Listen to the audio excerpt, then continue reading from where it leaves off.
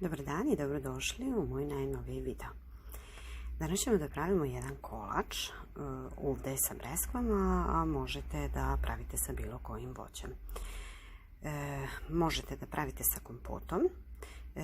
Ja sam sa svežim breskvama. Objasnit ću vam sve u receptu. Treba da ispečete jedan običan biskvit ili jednu običnu piškotu od 6 jaja. Obična piškota od 6 jaja se pravi 6 jaja, 6 kašika šećera, 6 kašika brašna i 1 prašak za pecivo. To umutite i stavite u tepsiju, podmazan pleh ili stavite pek papir i na to ide piškotica. Dok se ta piškota peče,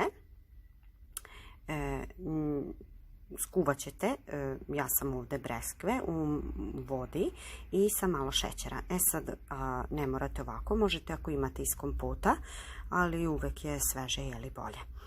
Ne moraju biti, kažem, breskve, može da bude kruška, može da bude malina, može da bude jagoda, bilo koje voće koje vi želite da upotrebite. Sad, potrebno će vam biti još 1 litra mleka. U tu litru mleka skuvat ćete 3 pudinga od vanile sa 10 kašika šećera. Prema klasičnom uputstvu sa kesice, jedino znači što ovdje ide 1 litar mleka, a na 3 pudinga u stvari trebalo bi 1,5 litar. Čim je skuvan puding, u njega umešate u vreo puding 3 kisele pavlake.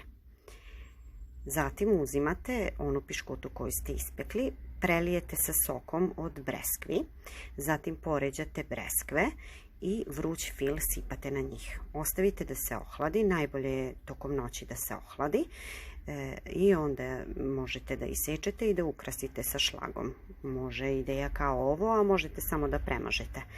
I eto, to vam je to. Jedan recept, veoma je dobar, osvežavajući je i brzo se sprema. Toliko od mene, veliki pozdrav, hvala vam na podršci i doviđenja do sljedećeg videa.